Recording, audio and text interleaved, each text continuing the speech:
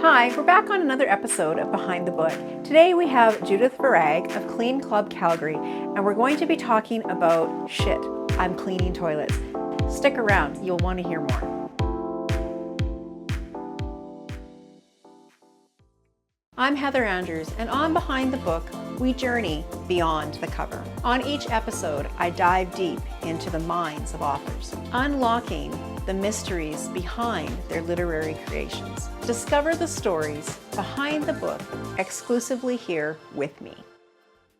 Welcome to Behind the Book. Today we have Judith on our show, and we're going to talk about her backstory to how she became an author. Welcome, Judith, to Behind the Book. Thank you, Heather.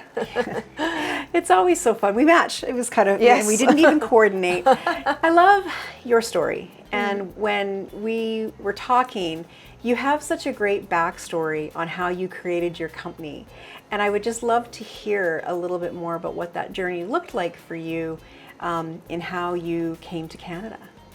So we were refugees, and my mom and dad, they just wanted a better life for us. And they decided, I was very young, I was 15, and they decided that we're gonna go to Australia, and then, we ended up in Canada, but it's perfect. This is absolutely perfect. And we were in a refugee camp for almost 3 years. Wow. And then after that, when we got to Canada, it was a huge culture shock. We were in Italy in a refugee camp, so it's not so bad, but like twice culture shock as I was young. So that was really difficult, but we got through it. And then when we got here, I went to high school and I started working. I was cleaning the Husky building, 2 floors, 5 to 10, Monday to Friday, because I just needed the money. We needed the money. We wanted to buy a house, and that's how kind of my journey started on the cleaning journey.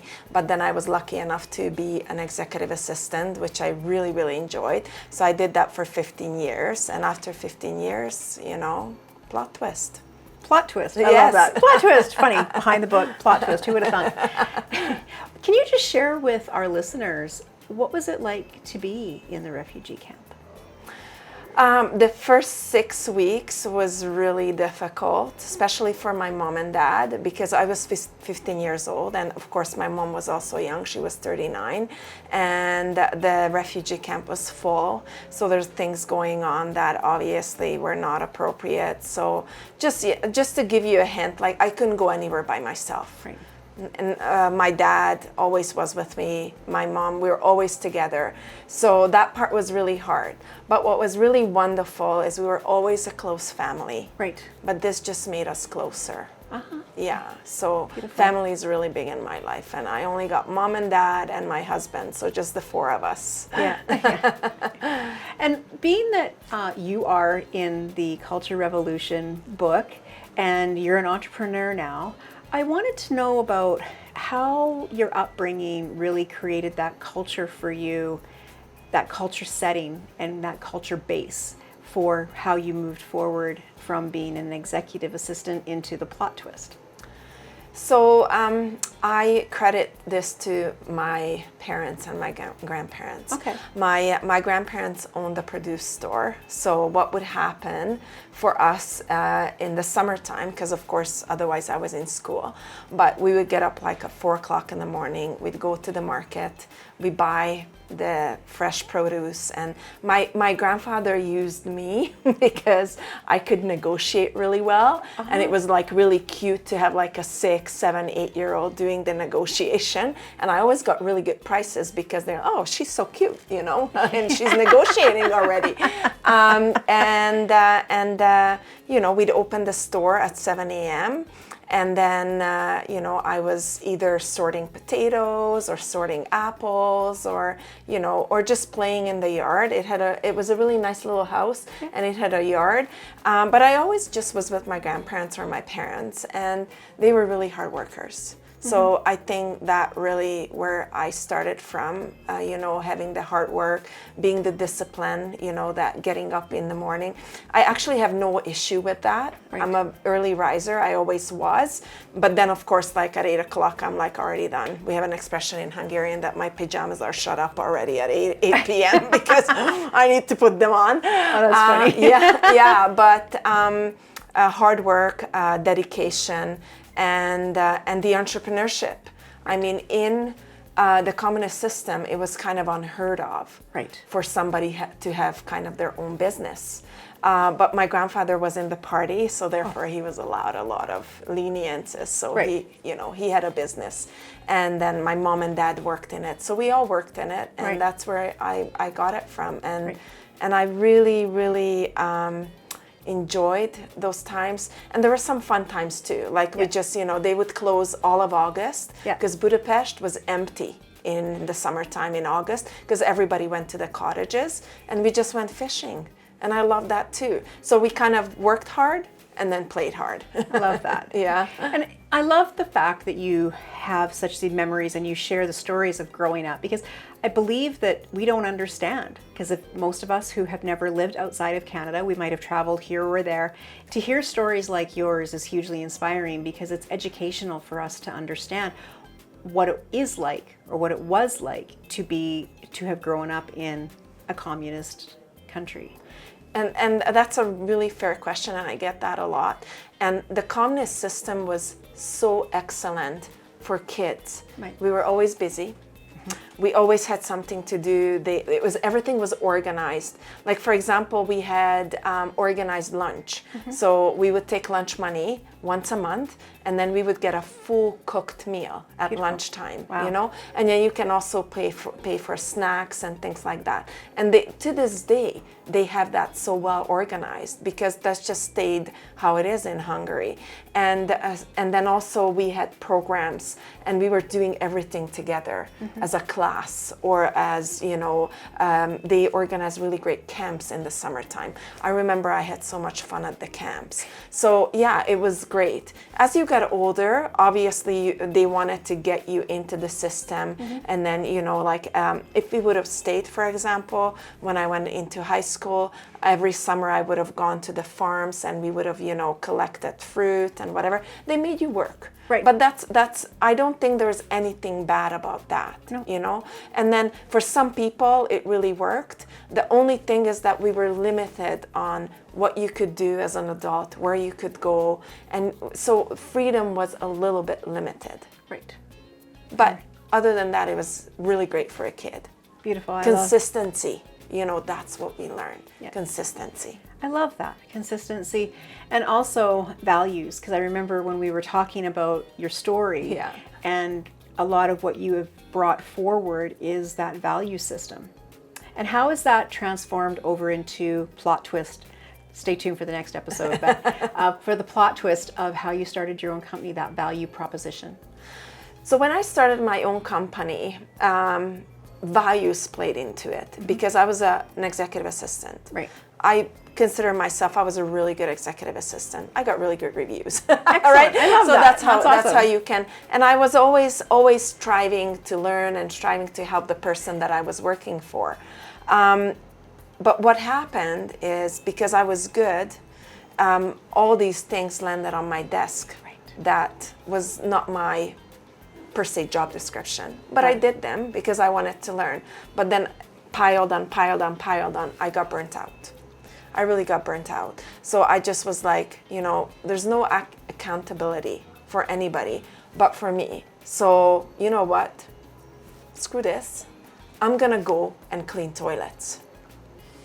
And that's what exactly happened, because that was the comfort. You know how you have comfort foods? For me, cleaning, and I think for a lot of people, cleaning is comfort, because you can always get into that. It's easy to do it. We'll talk about it, not easy to do it, but it's easy to get into it. It's easy to do it. It's easy to get a couple of clients, and then, you can move on. So I knew I was accountable. I knew that if I promised that I would clean this house, I would do everything in my power to clean that house.